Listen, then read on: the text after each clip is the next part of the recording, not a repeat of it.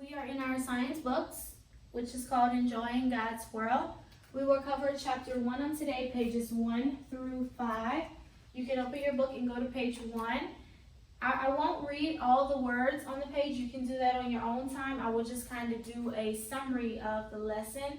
Usually, parents, whenever I do science and social studies, I have students take notes. That's why I wrote on the board like this. They don't have to take notes because they do have a video to go back to. But if you want them to do like how they would normally do in the classroom, I have them take notes of the lesson. So this is helping them with study skills, learning how to take notes as well, and how to go back to their notes. I also put everything that will be on the test inside of my notes. So it's totally up to you. They still have the book on hand as well.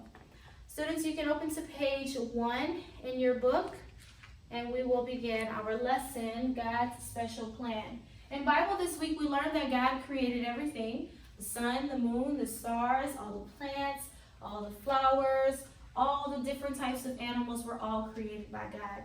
When he created everything, he had a special design for everything that he created. So whenever he created the air, he knew just the right amount of air we would need to breathe in. When he created the sun, he created it a perfect distance to where we could still be, cooled off if we need to, but where we're not burning hot. Also, he created the ocean. Every single part of creation is like this. God set it in a way that he wanted it to operate. Whenever God created everything, he made everything to have a perfect balance. Balance means that it's perfect the way it is. It's not like uneven or anything, but it's a perfect balance. That means God made enough, but not too much of everything. Whenever we start to talk about the habitats, we will learn about the food chains that are in habitats. For example, the pond habitat. Whenever a frog lays eggs, they lay thousands, hundreds of thousands of eggs, but some animals will eat the eggs, and God made it like that because imagine if all those hundreds of thousands of frog eggs hatched. We would have frogs all over. It would be Exodus all over again.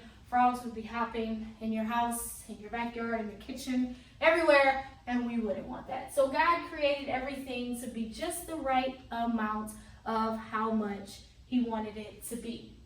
Also, every living thing depends on other living things. Living things are like us, humans, because we have a heartbeat, we breathe. Animals are also living things. Plants are living things as well. And so all of the living things depend upon a different living thing to survive. For example, as humans, we have to eat. Some of us eat meat, which helps us to survive, yes. And some of us may eat only vegetables, which are also important for us to live and survive. And so God made everything perfect like that. He knew exactly what we would need, so he created it just the way it needed to be. I am now on page 3 in your book. We will talk about insects, plants, and birds, and we will discuss how, whenever we say that God made things in a perfect balance, we will discuss those 3 things and how they work together. First thing is insects. We know insects, sometimes we may not like some insects, but insects are a very important part of creation. God created insects to carry pollen. Pollen is this dust that is inside of flowers, and what pollen does is it makes seeds for the plants to grow. If there's no pollen, plants can't grow. Bees are one of the most important insects that carry pollen from different plants. If you've ever seen a bee fly, you'll see it go to one flower, then go to another one. They have like little hairs on their legs, and the pollen will attach to their legs, and so from one flower. So they'll get pollen from one flower and bring it to another flower. Insects are important, so we don't want to kill them every time we see them.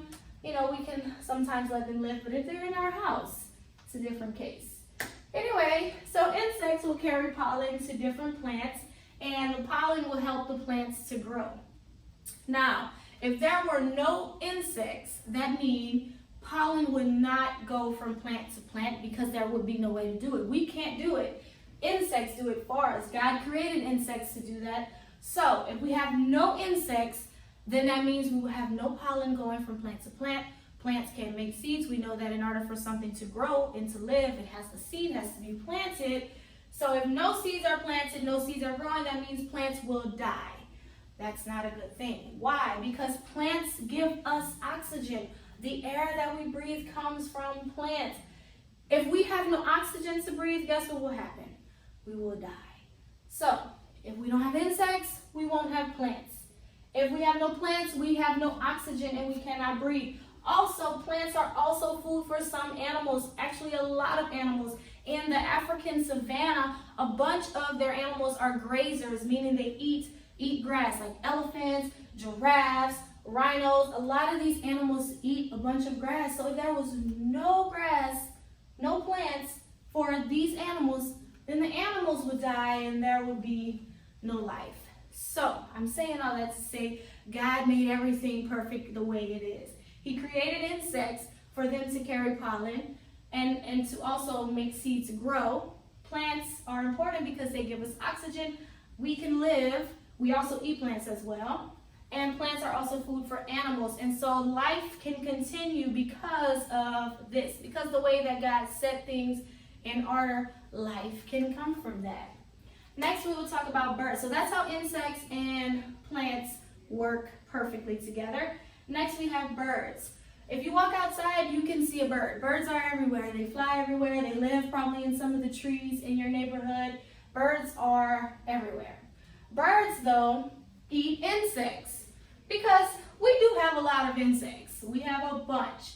Birds, though, they help with that control of not having too many insects. Birds can eat like 100 insects a day.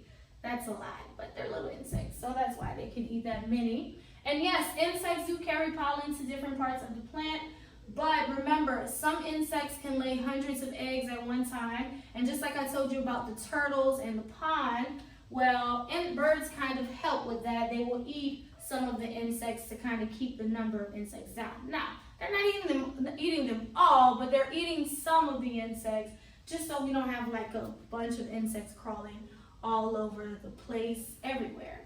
Birds are important to us because they eat the insects, okay?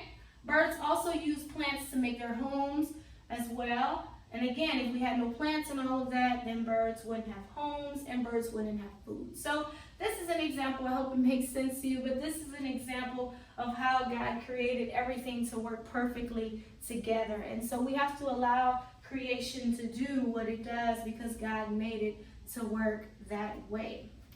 Okay, that's our science lesson for today. You can read your pages. There are some extra things in your pages that I didn't discuss throughout the lesson.